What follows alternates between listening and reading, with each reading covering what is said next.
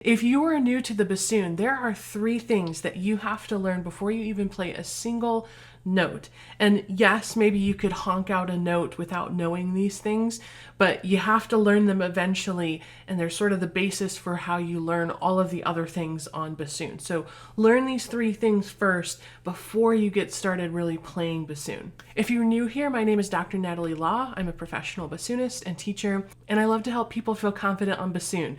If that's a topic of interest to you, make sure you're subscribed to the channel, give me a thumbs up if you find the video helpful, and comment any thoughts or questions down in the comment section. I'm about to throw a lot of information at you, and it may feel a little bit overwhelming, which is why I've created a free resource PDF that you can print off and put on your music stand, and it is the Bassoon Basics cheat sheet, and it has all of this information in sort of bullet point, concise form, and other information about bassoon fundamentals as well. There's a link down in the video description. You just follow that, put your name and email in, and I'll send you a PDF of that Bassoon Basics cheat sheet, and you can have it to go within minutes. The first thing that you need to know before you learn how to play a single note on the bassoon is how to hold the darn thing, and also where to put your fingers at. One of the biggest barriers to starting bassoon is that it's just kind of an awkward, unwieldy instrument, and it takes a while to figure out how to hold. It's not like a clarinet or a flute where it's kind of obvious how you hold it. There's a lot of things going on here. The first thing is that you should be playing with a seat strap of some sort rather than a neck strap or a harness. So you need to play on a chair that does not have arms on it. If it has arms, it really won't work. And you want to place the seat strap straight across on the edge of your chair, as close to the edge of your chair as possible. And you'll want the hook or the ring or the cup, whatever you have to hook onto the bottom of the bassoon, you want that to hang off the right side. So as you can see, I have my bassoon hooked in and hanging off to the right side, and I have it just sitting like this. Eventually, when you bring your bassoon in front of you, you want the bocal to come in straight to your mouth. You don't want it to be above you, below you.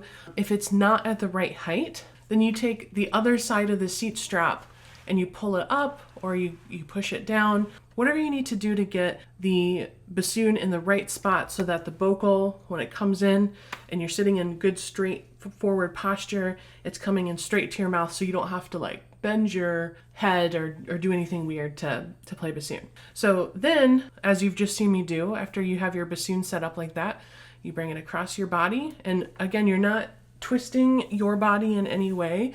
You're going to bring the bassoon across your body, and you might need to play with the exact position of the bocal. You can twist it as long as it's still lining up with the whisper keypad here at the top, this little nub on the bocal. This isn't possible for everybody, but you should be able to somewhat let your bassoon just sort of rest like that. But the idea is that you are not just holding it up. The seat strap is holding it. That's really important. Okay, so now that we've got kind of our posture and how to hold it down, let's talk about hand position. There's kind of 3 anchor points on the bassoon. One anchor point is where the bassoon will rest against your right thigh, and then the other anchor points are sort of the V's of your hands, in between the thumb and the index finger of your hand. The pads of your fingers and your thumbs are not really putting pressure on the bassoon to hold it in place per se. It's really the V's. So if you're working with a hand crutch like me, your right hand V will just fit right there. And if you're not working with a hand crutch, say you don't have one or you don't want to play with one, the V of your hand will still come in and it'll still rest. This is the C-sharp trill key post or rod, and it'll sort of rest against that area. And you might need to play with the exact angle or position of your hand to get it so it's comfortable and that you're able to reach all of the keys. And then your left hand is going to sit somewhere around here, and we'll talk more about where to put your fingers in just a second. But the V of your left hand, it's the bassoon's more going to rest kind of in this area and not so much in the actual corner there, but maybe right here. And it's going to sort of support from the long joint. And then that way, so between your right thigh supporting the bassoon, your right hand V and your left hand V, then that leaves your fingers free to move about, including your thumbs. So if you feel like when you're playing that you're sort of holding the bassoon with the pads of your fingers, that's not good. So you should be able to freely move your fingers without having to move the bassoon or anything in this position. Okay, and then let's quickly talk about home base positions where your fingers are going to generally live. On the left hand, you've got 1, 2, 3. You might have a key right here, but it's still in the same place. And then your pinky's gonna rest kind of over in this area. When they're not playing these holes, they're just gonna sort of hover gently above the key. Your left thumb is gonna hover around the whisper key, which is the bottom key that you have on the wing joint of your bassoon. And same thing, when it's not actively using any of these keys, it's just gonna hover gently above the whisper key a 1/2 inch or so. In the right hand, we have 1, 2, 3. This key is the one you want to hover above, not this one, the bigger one. And then your pinky is just going to sort of hang out back here. Your right thumb is going to hover above this key, the B flat key. A really common issue is I see a lot of thumbs resting up here when they're not in use. When it's not in use, it should just be hovering above this B flat key, or maybe even over the pancake key here. And the reason you can do that is because you've got the V of your hand supporting the bassoon, so you don't need to use your thumb to hold it in place. And then in general, once you've got that home base position figured out, you don't want to have any sort of flying fingers. If your fingers are coming really far away from the bassoon, that's not very efficient, and it doesn't allow for accuracy later on when you start playing more difficult things. The next thing that you need to know before you can make a single note on the bassoon is how to form a bassoon embouchure. And I have a whole video in depth on my 3-step process for the bassoon embouchure with examples of what it looks like and whatnot. So if you want to dive deeper into embouchure, I'll link that up above. But the quick and dirty explanation is the first thing you do is create a whistle face. And even if you don't know how to whistle, just pretend. Okay, that brings the corners of your lips in and forward, and that's kind of the ideal position. And if there's one thing you remember about embouchure, it's the whistle face.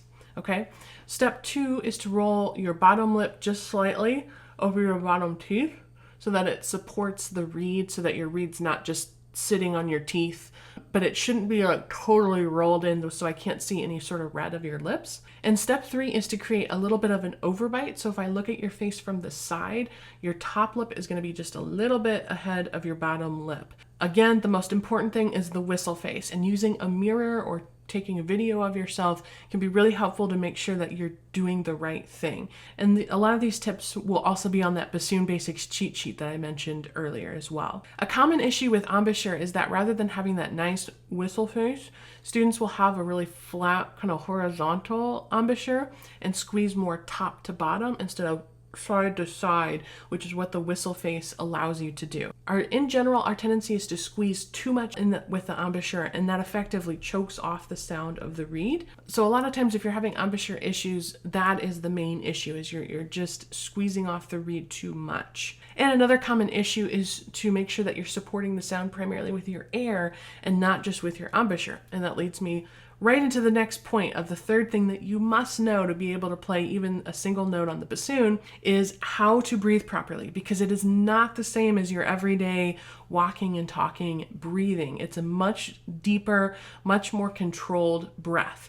So to understand how to do the type of breath that you need, you'll do a quick exercise. You put your hand in front of your mouth and you'll breathe in a who shape. Again. You'll notice the air fill the bottom of your lungs, and that's the type of air that you want. You don't want to raise your shoulders. You don't want to breathe in really shallow or have any sort of noise like that. That sounds very tense and strained breathing. You want nice, big, open breath. And you can actually take that breath right before you play so that you know the type of air. 9 times out of 10, if you're not getting a good sound right away, your air just needs to be adjusted. So there you have it. Those are the 3 things that you need to be able to make a single sound on the bassoon. Everything else will follow. Your fingerings, learning how to articulate on the bassoon, learning how to voice certain notes. All of those things will come with time. but you can build on what I taught you today with just those 3 things. So again, grab that Bassoon Basics cheat sheet in the video description if you want just kind of bullet points of what I've mentioned today. And if you're starting out on bassoon and you're finding that you're struggling a little bit, I'll also include a link where you can sign up for Zoom lessons with me. You could sign up for even just 1 lesson, and we could go over how to get started and answer any questions that you might have.